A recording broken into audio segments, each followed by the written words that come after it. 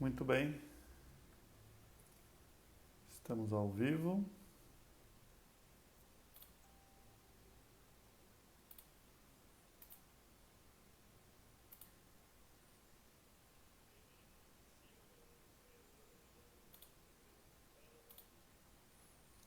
Já vamos dar início, já vi a irmã Deise ali.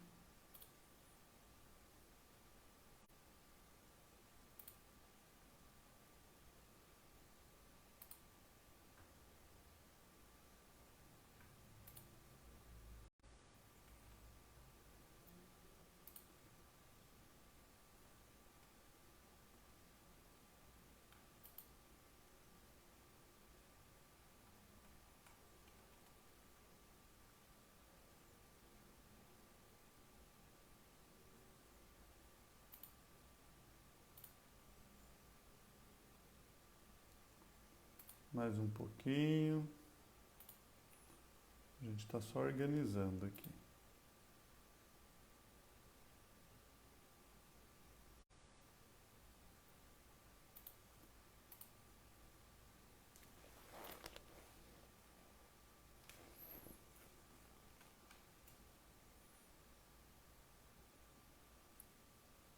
Minha esposa chegando, a irmã Regina também, né?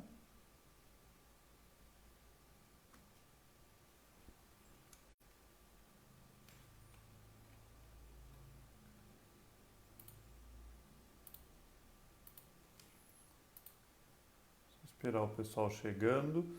Tá tudo ok aí o áudio?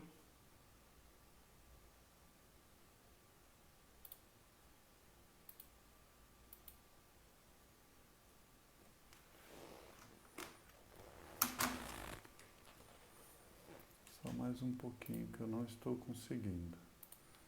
Aqui.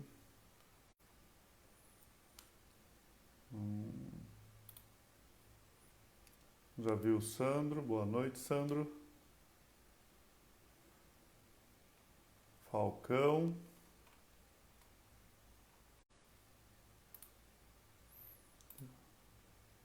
Isso. Agora foi. E tá faltando o seu João Nair. Quem puder compartilhar comigo, para mim, lá no WhatsApp, já me ajuda, porque eu não consegui.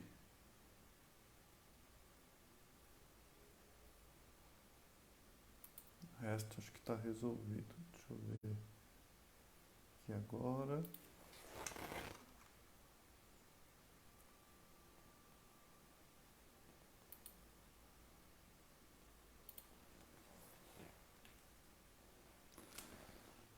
Graça e paz também, irmão. O Roberto, a Clarinha. Muito bem. Só dá um like aí se tiver tudo ok. Aqui aparentemente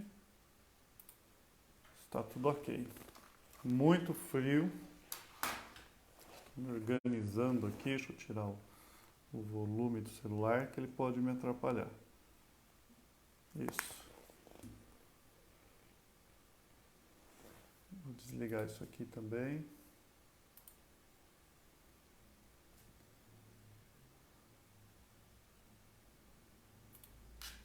Vamos ver. Isso.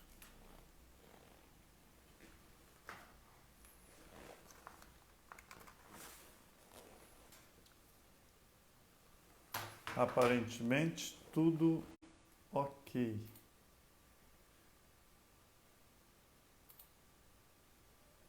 Isso. Salmo 51. Obrigado, Roberto, pelo retorno.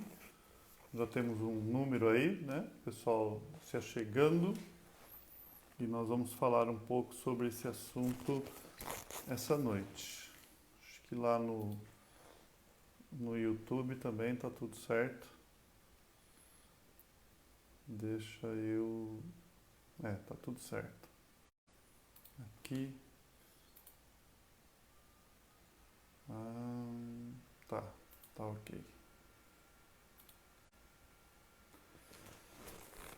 Tem misericórdia de mim, ó Deus.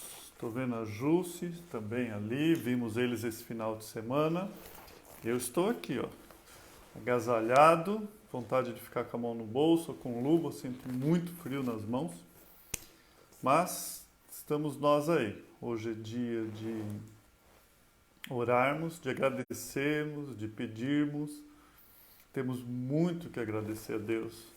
Nós estávamos suplicando pela vida do irmão Roberto, da Valdênia, e ele já está em casa. A situação dele era uma situação terrível. E pela graça de Deus, misericórdia. Eu estava falando com os pastores, né? Quando eu dei o recado, e eu dizia, não tem como não ver o dedo de Deus nisso, não tem como. É milagre.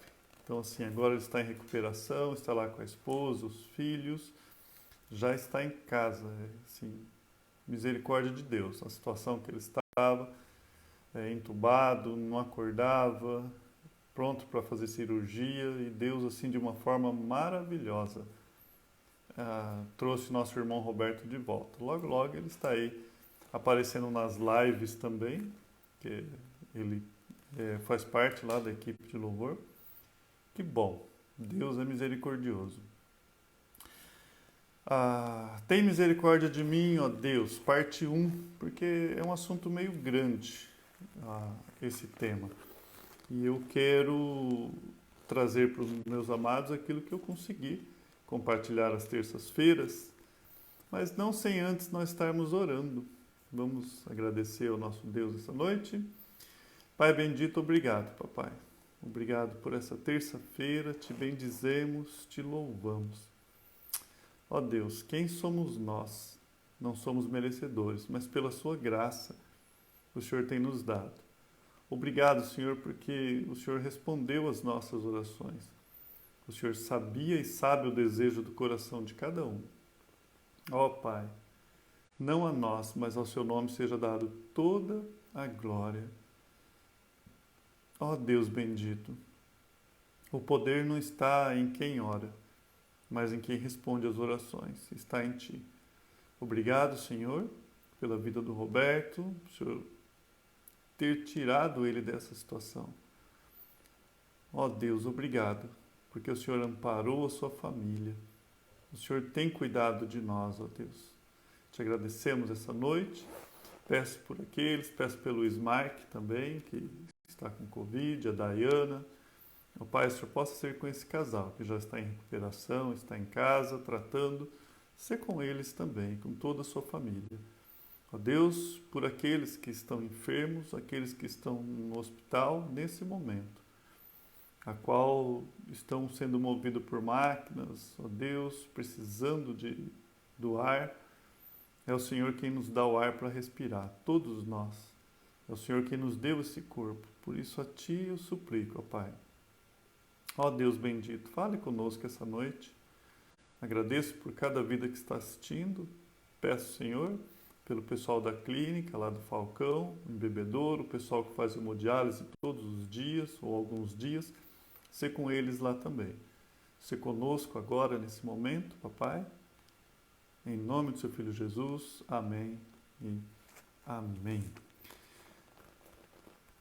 Vamos lá então, vamos trabalhar. A minha Bíblia, ela diz assim, confissão de arrependimento.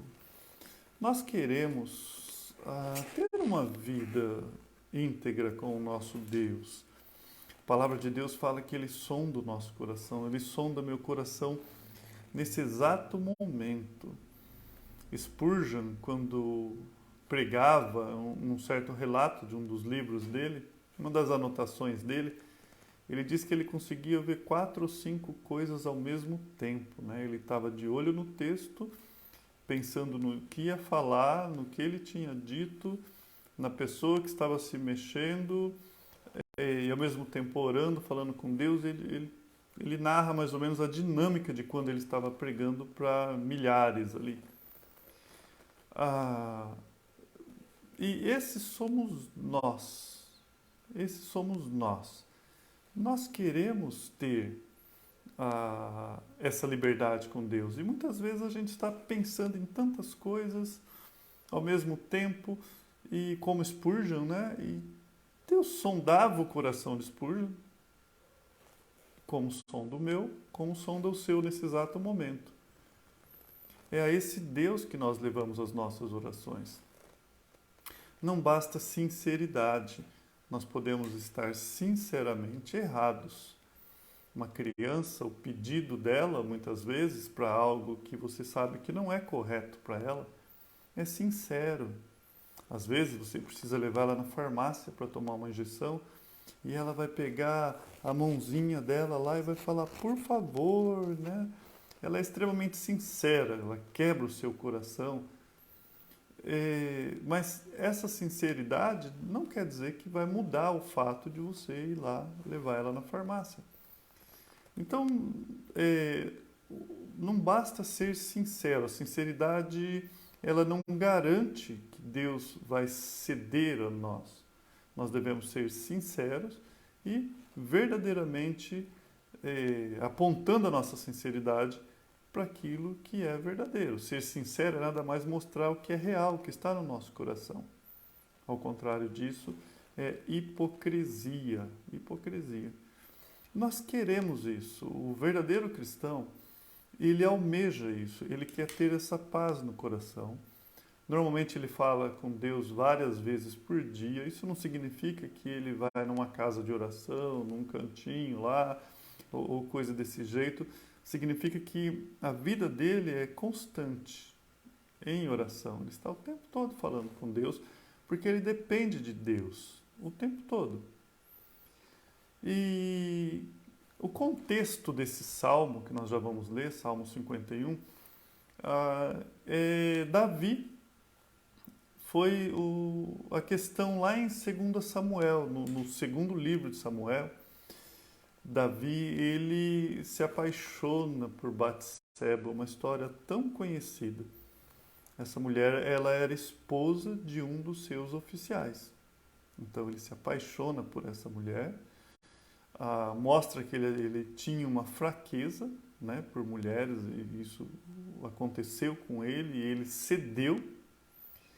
E então ele resolveu o problema da seguinte forma: a mulher engravidou e ele tinha que resolver a situação. E ela era casada. O que ele fez? Ele colocou o marido dela lá num esquadrão suicida. Você pode ler isso lá, se você quiser depois, segundo Samuel. Coloca ele lá nesse esquadrão suicida. E ele, mesmo Davi, não tinha ido à guerra. Mas o seu general, ele combinou com o seu general de colocar esse homem inocente lá, que era marido de Batseba.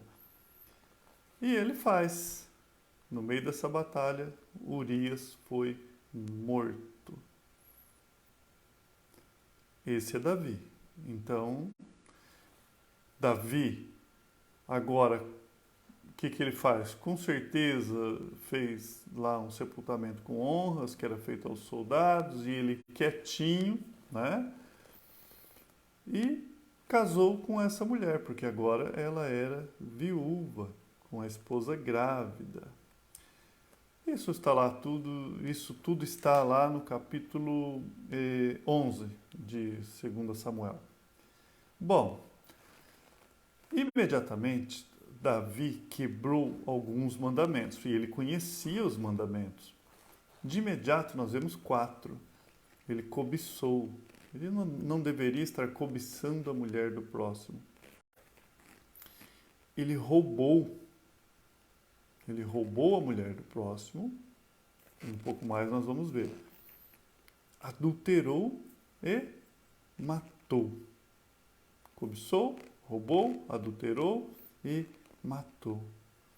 E ele era um homem que conhecia a Deus. Sem dúvida nós sabemos que Davi era um homem que temia a Deus. E esse pecado começou a perturbar ele. E um dia essa culpa alcançou a Davi. Agora você imagina Davi com isso em mente, ele sujou as mãos de sangue E ele ficou assim, o pecado começou a consumir ele não conseguia tirar esse pecado da sua mente, do seu coração, ele não conseguia tirar esse sangue das suas mãos. Essa é a origem do Salmo 51, que nós vamos ler agora. O Salmo 51 é nesse contexto de Davi. Então ele faz uma oração, ele fala assim: tem misericórdia de mim, ó Deus. Tem misericórdia de mim. Por teu amor, por tua grande compaixão, apaga as minhas transgressões. Minhas transgressões, ele diz. Lava-me de toda a minha culpa e purifica-me do meu pecado. Pois eu mesmo, ele está aqui porque ele reconheceu a sua transgressão, pois eu mesmo reconheço as minhas transgressões e o meu pecado sempre me persegue. Algumas versões diz assim: o meu pecado está sempre diante de mim. Está sempre diante de mim. Aí ele fala assim: contra ti, somente contra ti pequei e fiz o que reprovas, de modo que é justa a tua sentença e tens razão em me condenar. Ele não está questionando a sentença de Deus. Senhor, chega, para, não é demais. Ele fala: não, eu mereço. Sei que sou pecador, o verso 5, desde que nasci, desde o ventre da minha mãe, diz outra versão. Ou outra, que foi concebido, ele sabia que ele foi concebido em pecado. Ele conhece as transgressões dele, pecou contra ti, ele fala. Eu nasci em iniquidade e em pecado concebeu a minha mãe. Eu sou pecador desde que nasci. Ele fala, ele tinha essa noção. Sim, desde que concebeu a minha mãe. Sei que desejas a verdade no íntimo e no coração me ensinas a sabedoria. Purifica-me com hisopo e ficarei puro. Lava-me e mais branco que a neve serei. Ele sabia que só Deus poderia purificá-lo. Nenhum sabão em pó desse mundo, por mais que o comercial sempre tem um branco mais branco do que o branco, nunca termina o quanto é branco. Nenhum sabão em pó desse mundo vai limpar a mancha do seu pecado. Davi sabia que era só Deus. Lava-me, e mais branco que a neve serei. Faze-me ouvir de novo júbilo e alegria, e os ossos que esmagastes exultarão. Esconde o rosto dos meus pecados e apaga todas as minhas iniquidades. A visão que ele já tinha de Deus, ela já era uma visão graciosa e misericordiosa. Ele não aguentaria estar olhando para Deus em pecado. Cria em mim um coração puro, ó Deus. Isso nós devemos buscar. Um coração puro, não um coração em dívida, não um coração que foge de Deus, mas um coração que tem desejo de aproximar a Deus, apesar das nossas impurezas, porque em Cristo Jesus nós somos puros. E quando nós confessamos os nossos pecados, a palavra de Deus fala que Deus nos perdoa e nos purifica. A confissão dos pecados. Então nós desejamos ter isso. E Davi fala: olha, Senhor, cria em mim um coração puro, ó Deus. Renova dentro de mim um espírito estável. Senhor, eu não quero esse alto sobe e desce da minha vida. Eu não quero isso para mim, Senhor. Eu quero um coração estável. Nós já aprendemos no Novo Testamento, quando aprendemos Filipenses, estudamos sobre isso, que o cristão, ele é uma pessoa que ele é estável, não instável. A palavra de Deus ensina a nós. Senhor, ele fala, não me expulse da tua presença, o verso 11, nem tire de mim o teu Santo Espírito. A gente entende que nessa época o Espírito Santo ele tinha uma ação específica, fazia, né? E logo saía. Era assim que funcionava, não como agora que ele habita em nós. Devolve-me a alegria da tua salvação. A alegria do quê? Da tua salvação. E sustenta-me com um espírito pronto a obedecer. Senhor, olha as palavras dele. Senhor, eu não quero apenas confessar o meu pecado. Não só isso. Eu quero que o Senhor me ajude para que eu não faça mais. Sustenta-me com um espírito pronto a obedecer, a reconhecer a sua palavra e colocar em prática. Me ajuda a não fazer mais. E Jesus vai ensinar a oração modelo depois lá em Mateus capítulo 6. Não nos deixe cair em tentação, Pai. Não nos deixe. Ó Deus, ele fala. Então o verso 13. Então ensinarei os teus caminhos aos transgressores, para que os pecadores se voltem a ti. Porque ele está dizendo o seguinte: não tem nem como eu falar do Senhor, porque eu estou em pecado e não confesso esse pecado. Então, em pecado, não tem como eu abrir a boca. Se o Senhor me purificar, me perdoar, criar em mim um coração puro, eu posso falar. Aí ele continua. Ó Deus, para que... eu vou ler o 13 de novo. Então ensinareis os teus caminhos aos transgressores, para que os pecadores se voltem para ti. Ele não está falando, então aí eu posso me livrar das pessoas que estão me acusando, que podem estar zombando de mim, tirando sarro da minha liderança. Não, não é isso que ele está dizendo. Ele está falando, o meu pecado é tropeço para as pessoas que estão à minha volta. Eu preciso resolver essa situação para que as outras pessoas à minha volta cheguem até a ti. É o que ele está dizendo. Aí o verso 14, ele lembra que ele tem um pecado de culpa, sangue na mão. Ele diz, livra-me da culpa e dos crimes de sangue, ó Deus. Deus da minha salvação. E a minha língua aclamará a tua justiça. Ó Senhor, dá palavras aos meus lábios e a minha boca anunciará o teu louvor. Ele está falando assim, não tem como eu louvar ao Senhor em pecado. Quantas vezes estamos na igreja, lá levantando a mão, ou lá na frente louvando, seja quem for, em pecado. Como que eu vou anunciar a sua salvação? Como que eu vou anunciar louvor se eu estou contra o meu próprio Deus? Em plena rebelião. Porque o pecado, ele é rebelião.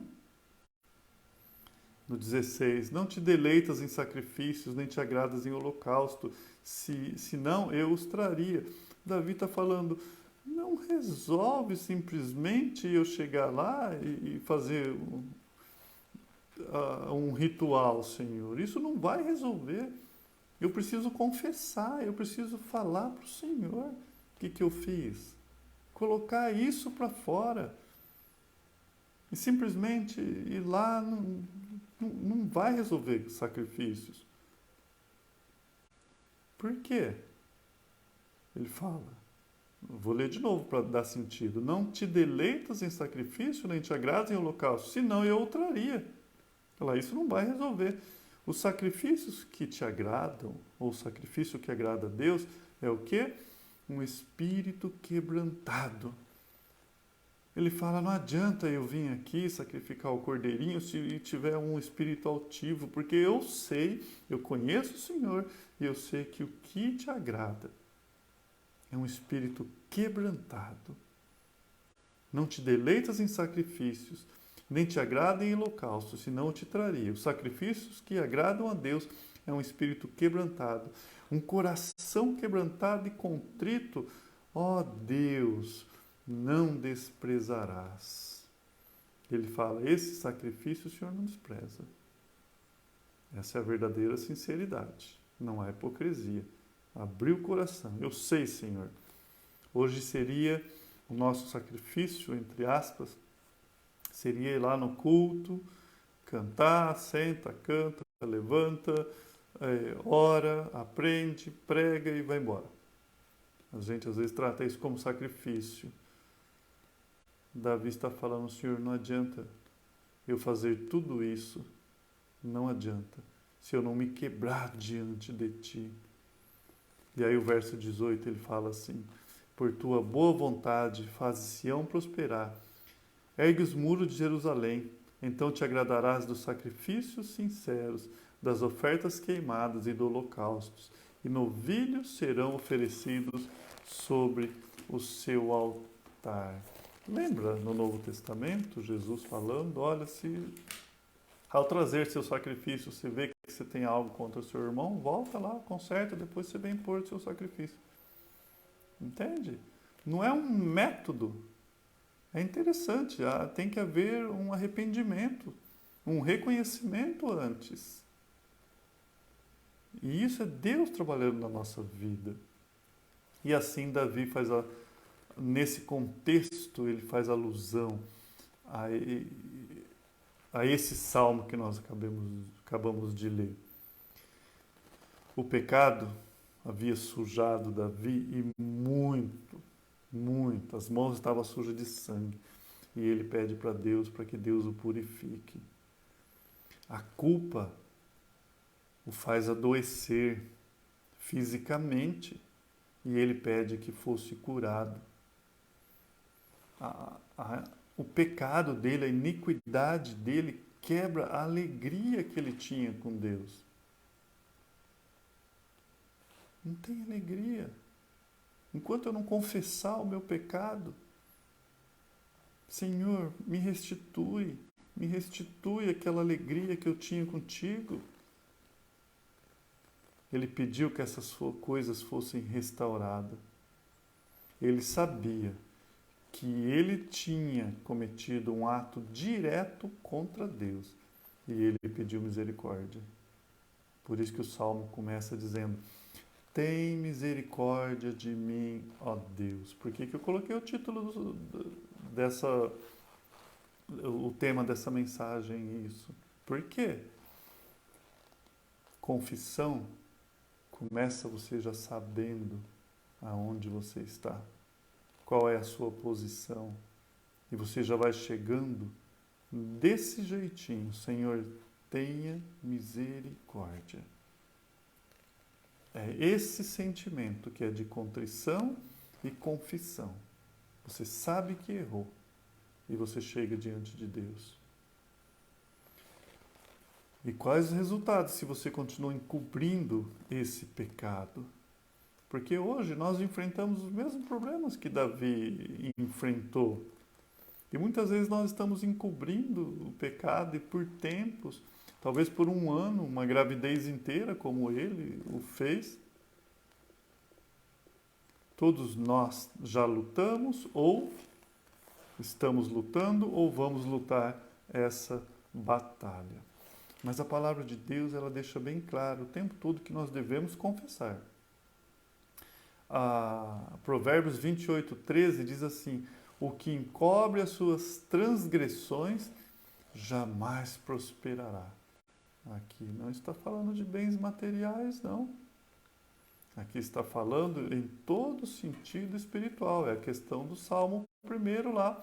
É a mesma questão do Salmo 1 quando diz que aquele que observa a lei do Senhor, que guarda o seu mandamento, não anda segundo o conselho dos ímpios, não se assenta na roda dos escarnecedores, não se detém no caminho dos pecadores, mas antes medita na lei do Senhor dia e noite. O que acontece com essa pessoa? Tudo que fizeres, prosperará. É nesse sentido. Então, pecado ali escondido, não confessado, as coisas não andam, não funciona. Em outras palavras, simplificando, você não tem a bênção de Deus no sentido das coisas que você vai fazer, no sentido de aprovação. A única bênção que você tem de Deus, e louvado seja Deus por isso, porque o sentido de bênção é aquilo que pode nos ajudar, nos favorecer, aquilo que vem de Deus e bendiz o nome de Deus, é nos corrigir, que é uma bênção também. Porque quando ele nos corrige, ele está dizendo que nós somos filhos e não bastardos. Entende? Então, muitas vezes nós estamos andando aí na contramão de Deus, das coisas de Deus. E a saúde é outra questão séria que nós temos a impressão aqui que realmente era saúde física. Há uma concordância na maioria dos teólogos na questão desse texto, quando a forma como ele chega, e baseado no Salmo 32, ele fala: enquanto me calei os meus pecados, envelheceram os meus ossos. No Salmo 32, o 3 e 4 diz assim: enquanto escondi os meus pecados, ou calei, dependendo da versão, o meu corpo se definhava de tanto gemer. Pois de dia e de noite a tua mão pesava sobre mim, a minha força foi se esgotando, e em tempo de seca e pausa. Não quer dizer que esse texto, que o fato de nós estamos doentes, nós estamos em pecado. Não é isso que ele está dizendo. Mas ele está dizendo que pecado não confesso é um dos motivos de muitas enfermidades. Nós sabemos disso. O pecado vai fazer com que você não vai se cuidar, vai trazer problemas psicológicos e coisas desse tipo. Não é difícil entender isso. Se partirmos só para esse detalhe, imagine o quanto mais de grandiosidade que pode estar por trás disso. Mas não deveria ser essa motivação. Mesmo que o pecado trouxesse saúde, olha o pensamento que nós temos que ter. Se o pecado trouxesse saúde para você, Satanás chega e fala: não, mas é o contrário, quanto mais você pecar, mais saudável você vai ficar. Mas você soubesse que era contra Deus, você ainda continuaria pecando? Consegue entender? A motivação não é isso. A motivação é porque nós amamos ao nosso Pai, ao nosso Deus, e nós não queremos pecar. Aquele que encobre o seu pecado nessa vida vai tê-lo descoberto na próxima.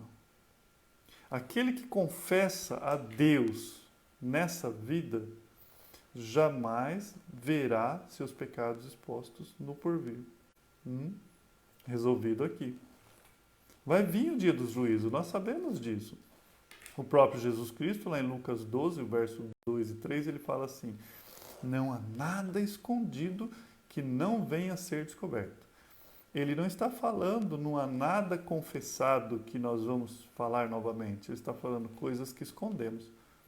Não há nada escondido que não venha a ser descoberto, ou oculto que não venha a ser conhecido. Quem está dizendo isso? Jesus Cristo. Jesus fala assim: o que vocês disseram nas trevas será ouvido na luz do dia. O que vocês sussurraram aos ouvidos dentro de casa será proclamado nos telhados. Não é todos os nossos pecados, aqui é não confesso. Então, aquele a qual não se arrependeu, significa que naquele dia não vai haver nenhum segredo. Um dia que a revelação do coração vai aparecer para todo mundo. E é interessante quando a gente estuda a Bíblia, essa revelação do que nós fizemos, para o justo será galardoadora, ou seja, vai ter premiação. Não é esse o nosso interesse, mas Jesus Cristo diz que haveria, a Bíblia diz que há isso no céu. Mas para os ímpios, condenação, essa revelação será condenatória. Deus vai julgar todo o pecado encoberto e todo o pecado que é escondido será revelado. Mas o pecado que foi confessado e purificado pelo sangue de Cristo, esse jamais será lembrado. Dos seus pecados não me lembrarei mais. Acabou. Foi resolvido lá na cruz.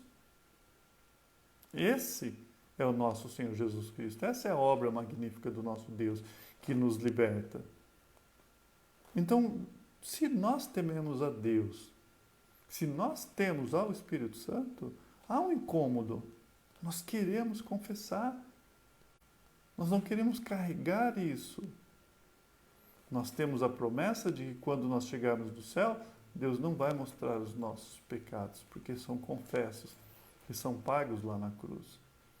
Agora, a razão por que Deus julga o pecado é por quê? Porque o pecado sempre é contra Ele. É por isso que Davi fala: pequei contra ti. Somente contra ti pequei, ele falou no verso 4. Davi, ele não estava negando que ele havia pecado contra ele mesmo. O que Paulo fala em 1 Coríntios 6,18? Ele fala: fuja da imoralidade sexual ou impureza sexual, dependendo da versão. Por que ele fala isso? Ele diz: todos outros pecados que as pessoas cometem, ou que alguém comete fora do corpo, comete o quê? É um pecado sexual. Agora, contra o corpo, quem peca sexualmente, peca contra o seu próprio corpo. Eu vou ler o versículo na íntegra, que dá mais sentido do que eu querer explicar. O versículo fala por si mesmo. Ele diz assim: fujam da imoralidade sexual, todos os outros pecados que alguém comete, fora do corpo, os comete. Pronto.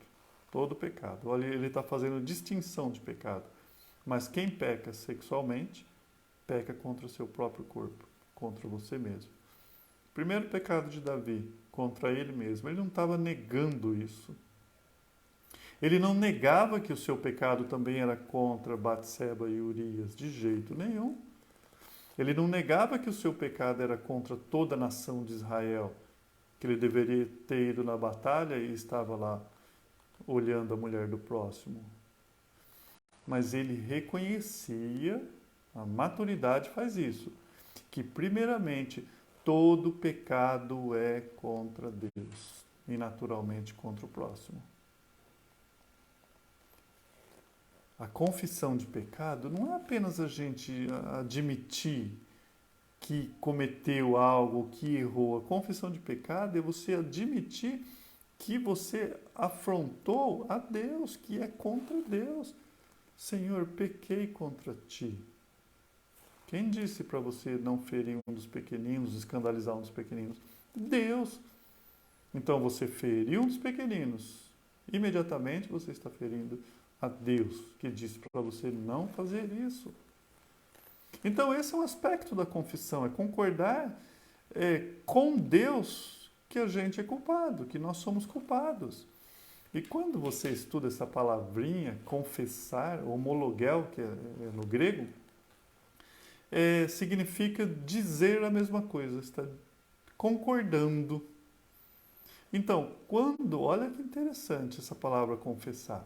Quando você confessa o seu pecado, você está concordando com Deus.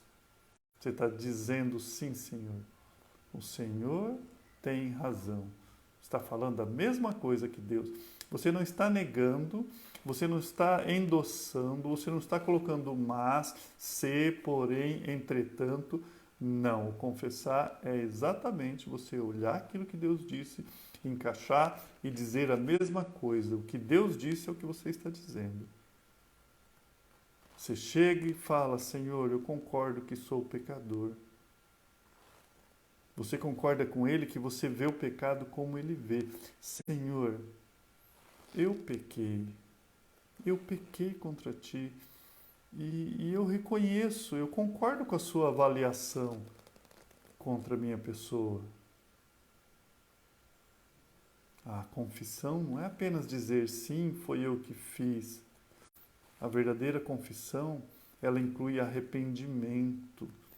O arrependimento, significado, é voltar para trás e desviar do erro, é mudança de atitude. Você jamais vai ter... Pare para pensar nisso. Você nunca vai ter confessado verdadeiramente o pecado de verdade, a não ser que você pare de cometê-los. Falar como Davi lá: me ajude a não fazer mais.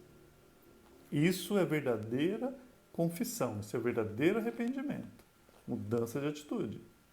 Se uma pessoa falar assim: Senhor, sinto muito, eu confesso, e continua praticando aquilo, a Bíblia diz que ela engana a si mesma. Ela não engana a Deus, não. Então a confissão inclui um quebrantamento. Como Davi diz, o Senhor não resiste a isso.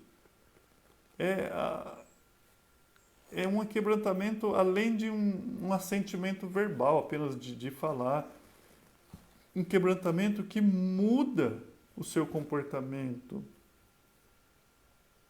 Aquela coisa que você fala, eu não vou fazer mais nada, eu vou entrar no meu quarto com a minha Bíblia e não saio de lá enquanto não tiver resolvido com Deus. Então, o desafio dessa noite, olhe de perto a confissão. Olha de perto. Talvez a gente faz algumas confissões tão superficial, é porque a gente não entende o que está envolvido nisso. A gente pensa, vou pôr para fora, porque isso faz bem. A nossa natureza pecaminosa, e um dos pontos, uma vez eu usei um termo, um princípio do pecado é olhar para nós mesmos. Né? O que fez Adão e Eva, a pecar em Eva, o que ela fez? Ela se sentiu atraída. Ela não fez para o próximo, isso aqui vai salvar nações. Mesmo se fizesse, estava errado. Olhando para si mesmo. E sempre a gente está sempre olhando para nós. E por princípio, quer dizer, ali início, a origem, normalmente é essa. É olhar para nós mesmos. Então, se você tem uma confissão superficial, você às vezes pensa assim, não, eu preciso pôr esse pecado para fora porque está me matando. Em quem você está pensando? Não é em Deus.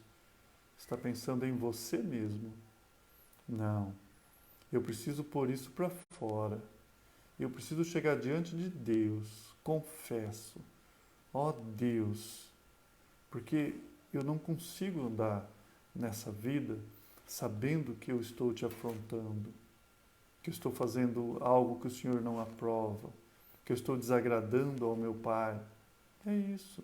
É esse o sentimento. Temos uma compreensão inadequada dos elementos da confissão. Por isso que a gente, às vezes, quer só achar alguém para falar. Vai na janelinha, confessa lá, pronto, né? Tá resolvido. Não.